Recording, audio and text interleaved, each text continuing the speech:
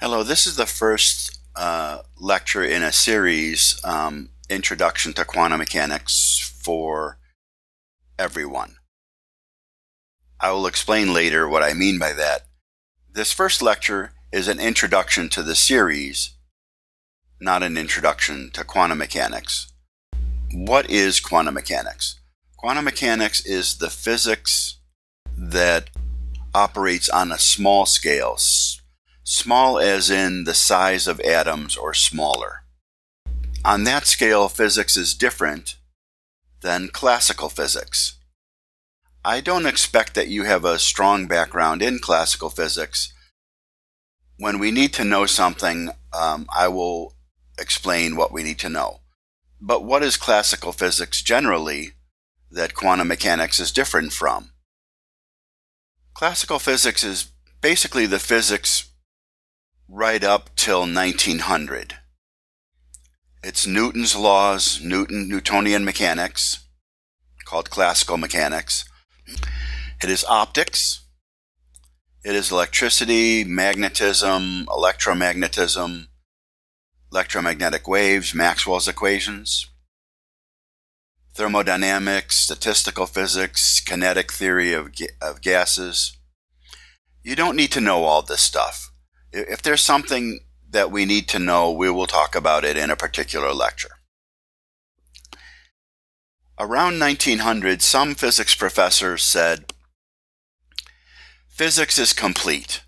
There's no longer really any reason for students to become physics students because there's nothing more to learn and know.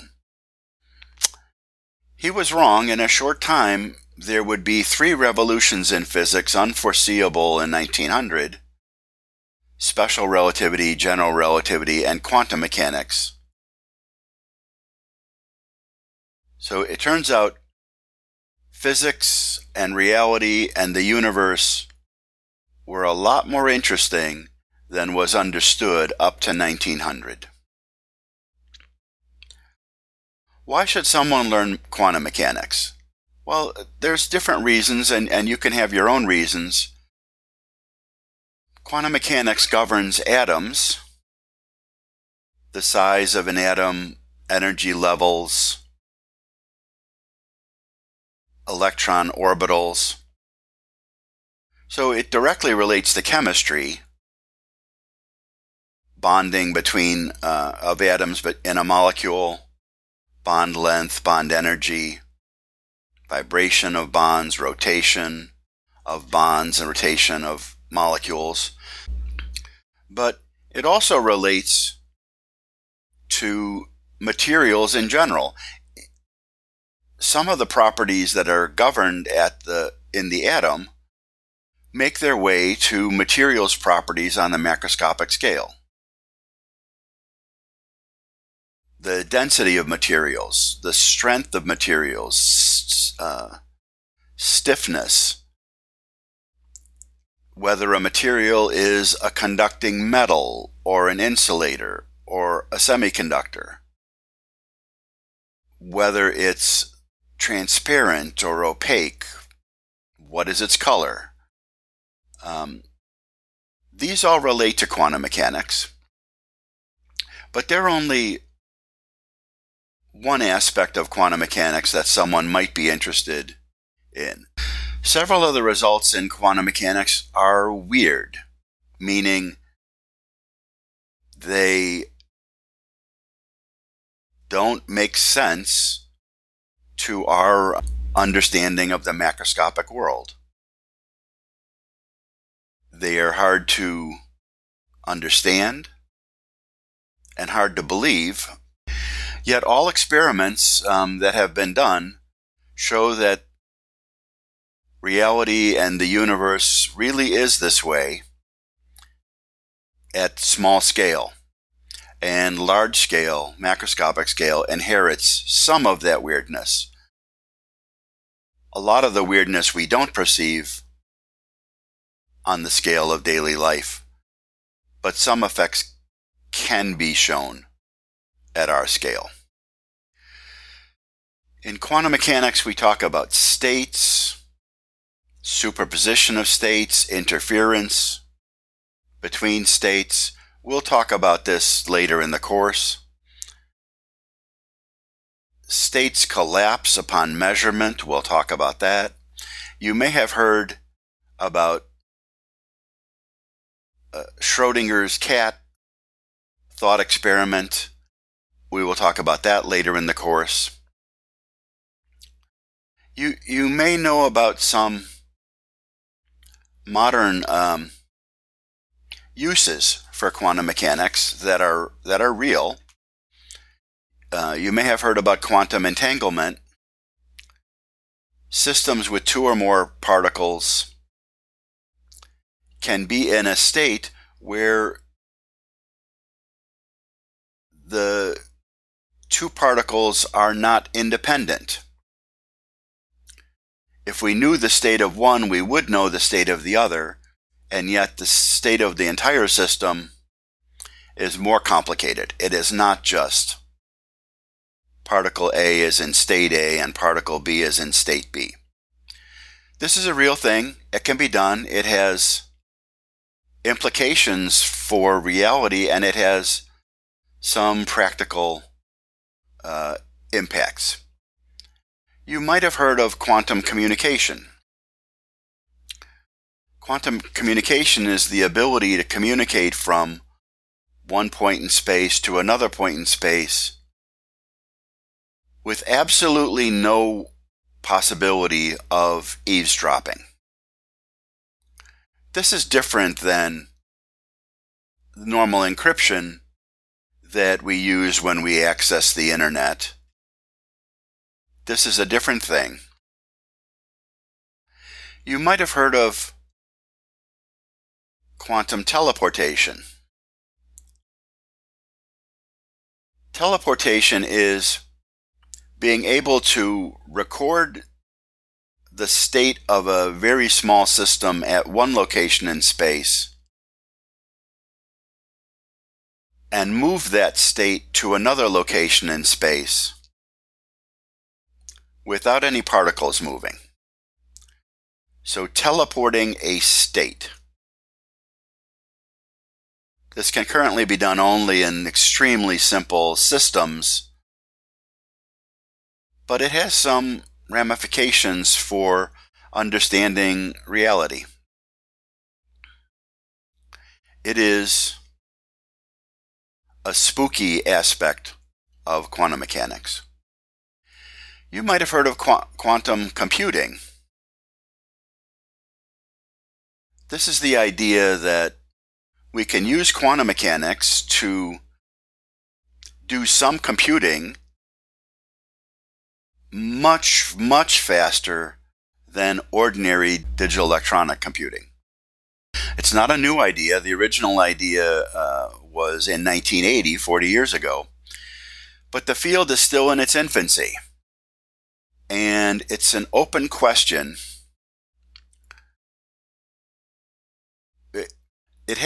Quantum computing has solved some problems, some interesting physical problems. But so far they've been really only problems associated with quantum mechanics. It's really an open question whether quantum computing will ever be able to solve the problems, any of the problems that we use normal computers for. If it turns out that it can, it could be a revolution in computing. But at this point, we don't know how successful that will be. There are many practical aspects to quantum computing, and they turn out to be really important and limiting factors. This is a possible time to take a break. I'm interested in quantum mechanics. I've taken a number of courses. I'll tell you about that shortly. Having taken a number of courses, haven't I learned everything I would want to know? In fact, no, there are still things I want to understand and learn.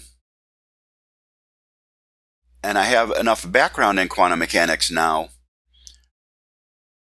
but there's still difficult to understand and require effort. So what are some of my interests? You hopefully know from high school that atoms consist of electrons and nuclei generally consist of protons and neutrons are neutral. You might know that protons and neutrons attract one another with the strong nuclear force.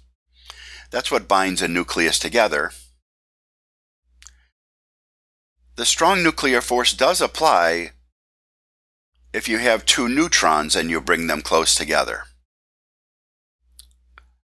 But it turns out two neutrons attracted together will not form a bound state. They will separate. And that's something I would like to understand better than I currently do, and quantum mechanics is needed for that. There's a second interest of mine. You may have seen glow-in-the-dark material, glow-in-the-dark patches that you can fix onto things around your house, your ceilings. They glow in the dark. If they've been illuminated by light, they will glow in the dark for an hour or some hours. They generally glow it in a light green color. Well, why does that happen? It happens because atoms have energy levels. Atoms can absorb light. They go from a low energy level, like the ground state, to a higher energy level. And then over time, they will decay back down to lower levels. They will be excited when they absorb light, and they will de-excite when they emit light. And it turns out almost always that happens in a fraction of a second, the decay or de-excitation. But there are some atomic states that take a much longer time to de-excite. In the case of fluorescent patches, that time is, on the order of an hour or hours. Those special conditions are called forbidden transitions. It's a quantum mechanical thing. Well, it turns out that the hydrogen atom has an important case of a forbidden transition. Hydrogen atoms can be put in a state that will decay to the ground state, but it takes 1,000,000 years to do it. That is interesting because it's such a long time, and because when it emits that light is microwave radiation, and we can detect that on Earth. And we know that there are hydrogen atoms in the space between stars and the space between galaxies that get into this state, and that over a long period of time, they will emit that microwave energy, and we can detect it on Earth.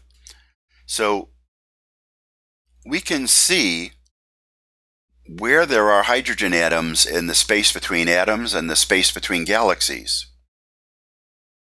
We could tell where there are more and where there are less. It turns out we also can tell to a limited extent what temperature that hydrogen gas is. We could produce that state here in the laboratory on Earth, but we cannot produce as good a vacuum as there is between stars and between galaxies. So it's a condition we can't really observe very well here on Earth. And that's an interest of mine. I would like to understand that better. This is a possible time to take a break. How to learn quantum mechanics.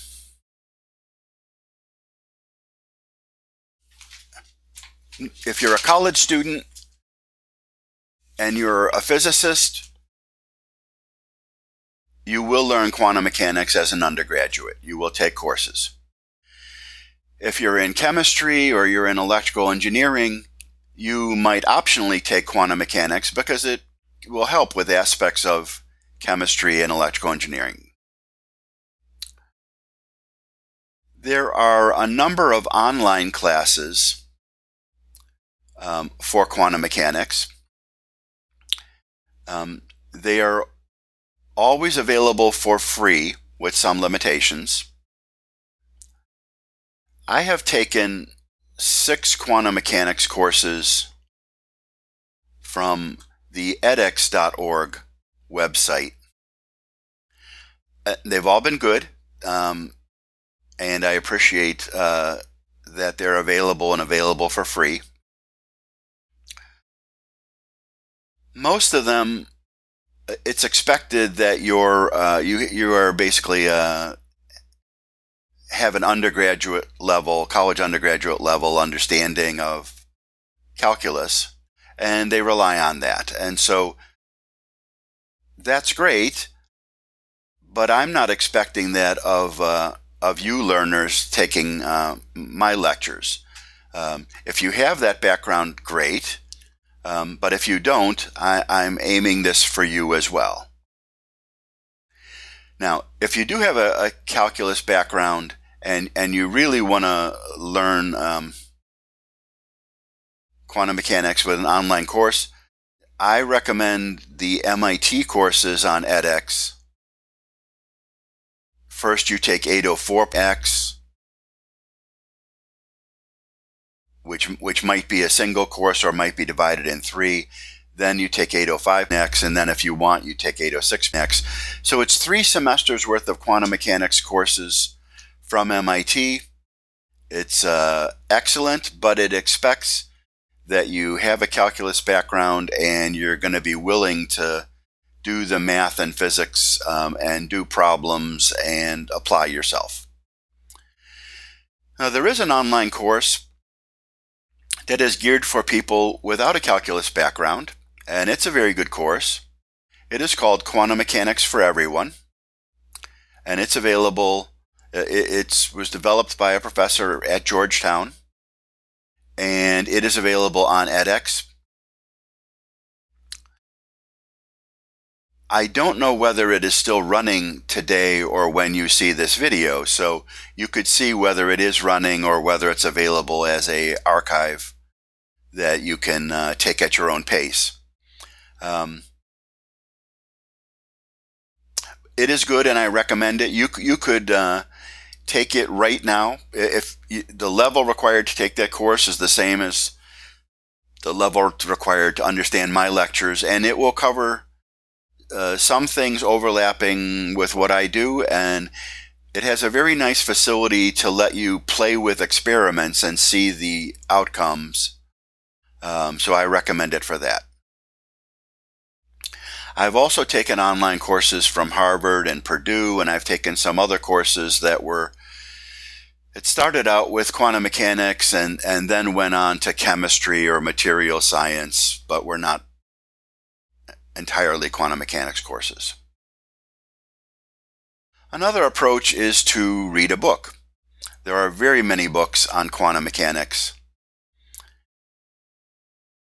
If you have so many of the courses, college courses that teach quantum mechanics, that do expect their students to have an understanding of calculus, some of them will use the Introduction to Quantum Mechanics by Griffiths. This covers a wide range of interesting quantum mechanics material. It's 2 or 3 semesters worth of material in one book.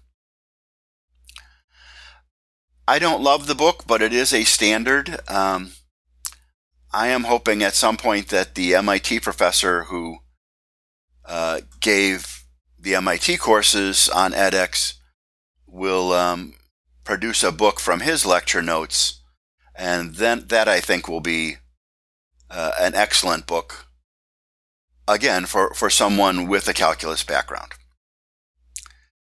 Now, there are other courses that teach quantum mechanics, but they don't want to start with calculus. They want to start with quantum mechanical situations and problems that you don't need calculus for. And that's great. There's a number of books for that. They generally will use a modern approach in their title. You could start that book without a calculus background, and you could get a third of the way through the book, maybe half of the way through the book, before it then switches gears and switches to quantum mechanics with calculus. So those are so there are courses, college courses, online courses, books. I'm sure there are also a number of video lecture series on YouTube that I have not looked at, so I don't have any comments on them. This is a possible time to take a break. Who am I? Why should you take video lectures from me? I am not a professor. I'm not a physicist. I am a retired engineer with an interest in physics and an interest in quantum mechanics. As I said, I've taken 6 quantum mechanics courses online. I have read portions of about 5 quantum mechanics books. I think I probably own 20 quantum mechanics books at this point. I have some insight, I think, into what is confusing about quantum mechanics to a new learner. And so I hope to be able to help you out by explaining confusing things in a way better than most books and better than some online courses. Why should you take these video lectures? You should take them if you have an interest in quantum mechanics, but you've been put off by reading a book or a course, or you're not ready to take an online course, and you just want to learn some about quantum mechanics. We will start out by talking about things that physicists learned at different times that were inconsistent with classical mechanics.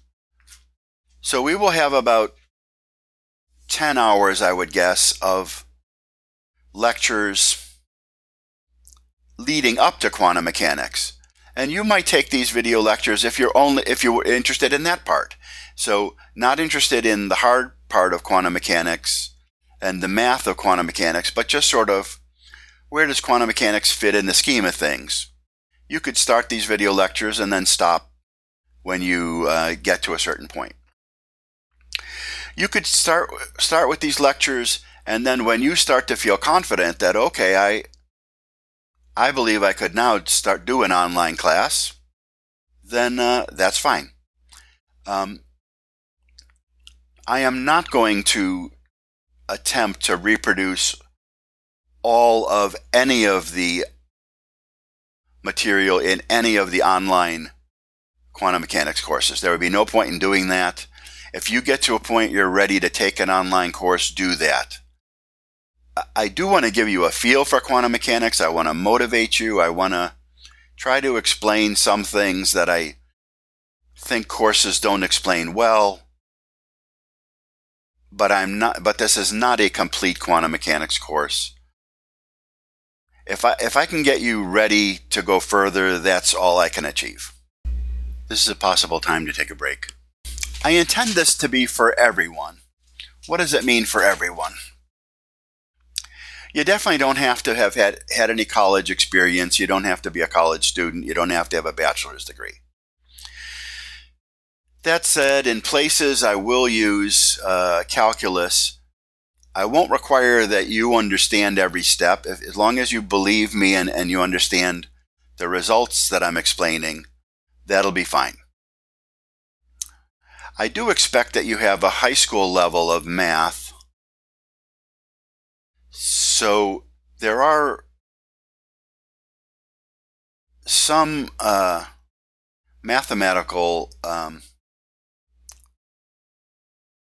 concepts that we will need to use, not initially, not in the first 10 hours of courses, but later. We will need to use complex numbers. We will need to use a little bit of probability.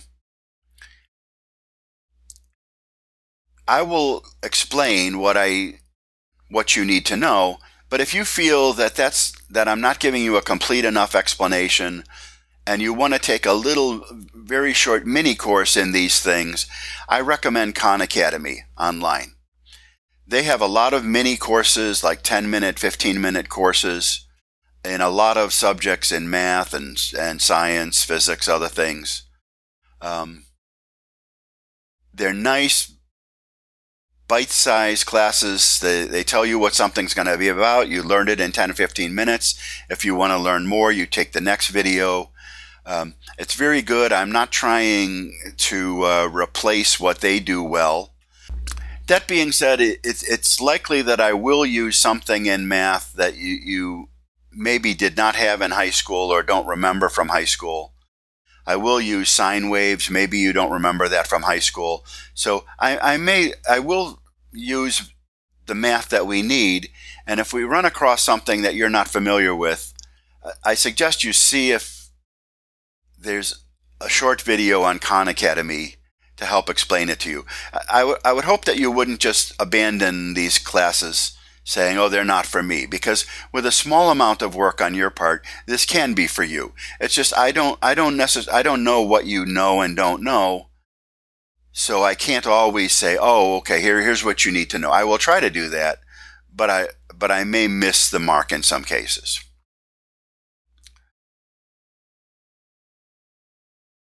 You will need to know, I expect that you will know some things about physics, but I will also try to explain all those things. I will explain what an electron is and a proton is. And again, if I say something and you feel you don't have the background, see if there's a video on Khan Academy. Another good place to look at is the online free encyclopedia Wikipedia. For physics-related and math-related articles, it's always a good place to go if you want to understand a little more about something. Maybe you want to understand a little more about the history than I'm explaining.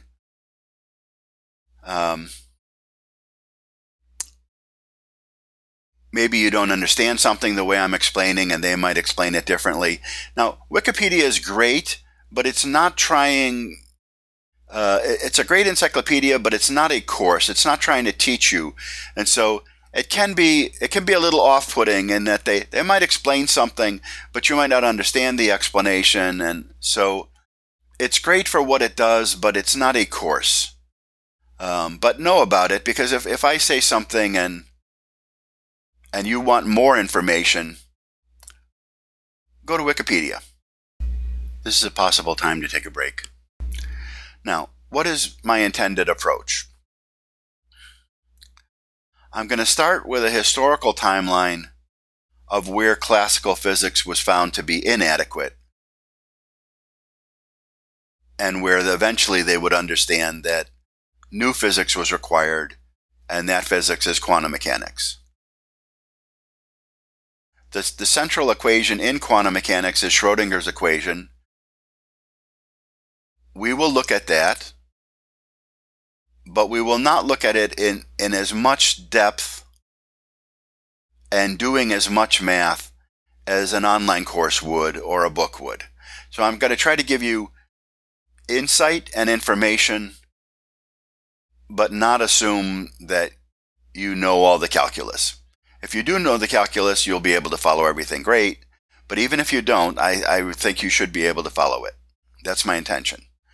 We will talk about how to use the Schrodinger equation, the meaning of a solution. We will look at a few problems and their solutions, but not as many as a quantum mechanics course would do, and not as math heavy as they would do.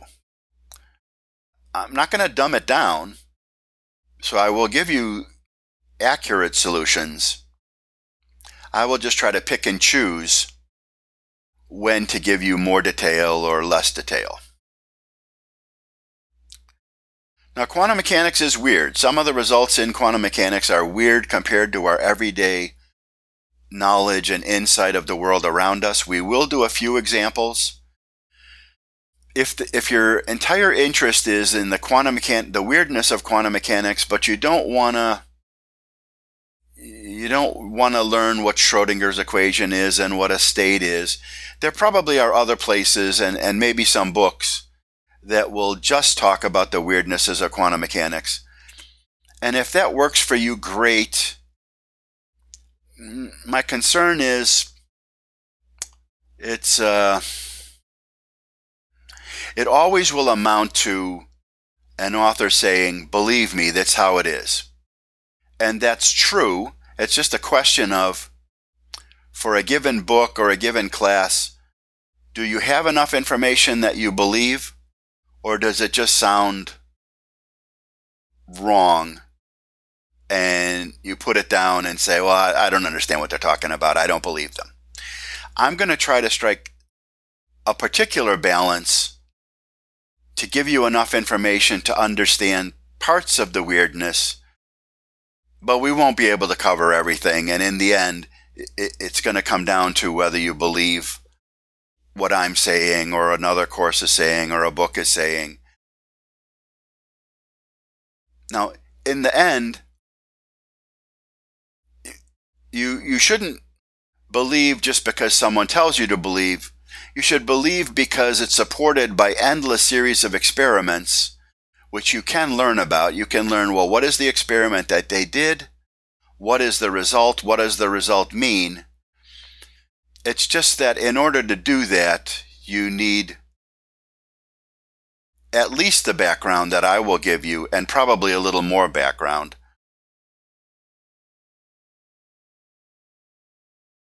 Even taking the MIT courses, there are things about quantum mechanics that you just have to believe because the physicists that have done the experiments say, here's what I did, here's what happens, here's my explanation. Yes, I know this is different than the macroscopic world, but this is the atomic world. Now, I'm not going to give a complete course in quantum mechanics. I just want to get you to a point where you're either happy or you're ready to move on to other courses. That's the best we can do here. This is a possible time to take a break. I'm going to use some conventions in this course. The first is that I'm always going to be working from my lecture notes or scripts, which is like what I'm scrolling here, the document that you see in front of you. I prepare these, I think about what I want to say, I put it in this document to remind me what I want to say. I have a second document which you don't see, which is some comments that I want to tell you, but I don't want to write in this document. And usually when that's the case, I'll use blue font color in this document to remind me and also tell you that I'm going to be giving other verbal commentary which is not in this script. So I may remember to do that. I might forget. Now, you don't need to read these lecture notes scripts as I'm talking. If I want you to see something, if I want you to see an equation or a picture or a chart or a graph, I will tell you, and then it'll be on the screen. On the other hand, it might help you. So there are no. There's not a transcript of what I'm saying for this YouTube courses, lectures. So so these lecture notes may help you if you really need a transcript in order to follow my English or follow the concepts. But there's not a transcript, but there is these lecture notes. So read along or don't as you see fit. The lecture notes are downloadable. There for each lecture video on YouTube, there is a link to the lecture notes, the script. Now, sometimes I will ask you a question and want you to think about something before moving on in the video. So in that case, I will yellow highlight the question and I will suggest that you pause the video and think about something, and then continue with the video and I will discuss what I wanted you to think about. For more significant issues in the video that I want you to remember more than generally, I'll use green highlighting of significant issues. These are issues that we will need again in future lectures. So if you like to take notes, you definitely want to take notes of the green highlighted things. In general, you don't need to take notes, because if you want, you can just download the lecture notes. If you like, you can download the lecture notes before the video if that's how you like to learn. Now, we will use scientific notation. If you're not familiar with that, I'm sure there's a Khan Academy video for that. So numbers span such a wide range, orders of magnitude, powers of 10, that we will express numbers with their powers of 10. So this is 3.2 times 10 to the minus 15. So it's a small number. It's like 0.14 zeros and then 2. Sometimes I will write it this way, but more often I will use this shorthand. 3.2 e minus 15, where e means times 10 to the minus 15. I will use this when we're dealing with numbers. Now, in most places, we're going to deal with concepts and not worry about the numbers, but in other cases, we're going to do the numbers, because that's how we tell if we're matching the real world.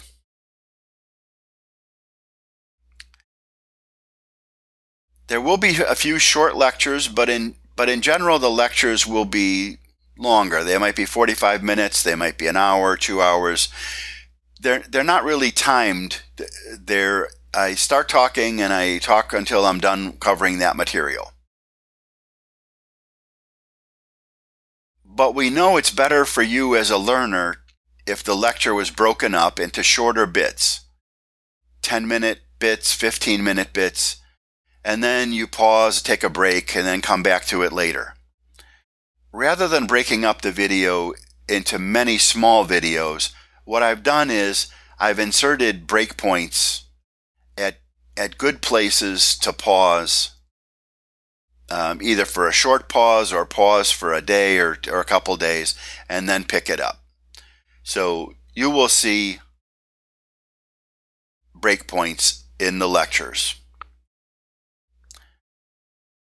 This is the end of video A1, the intro to the course.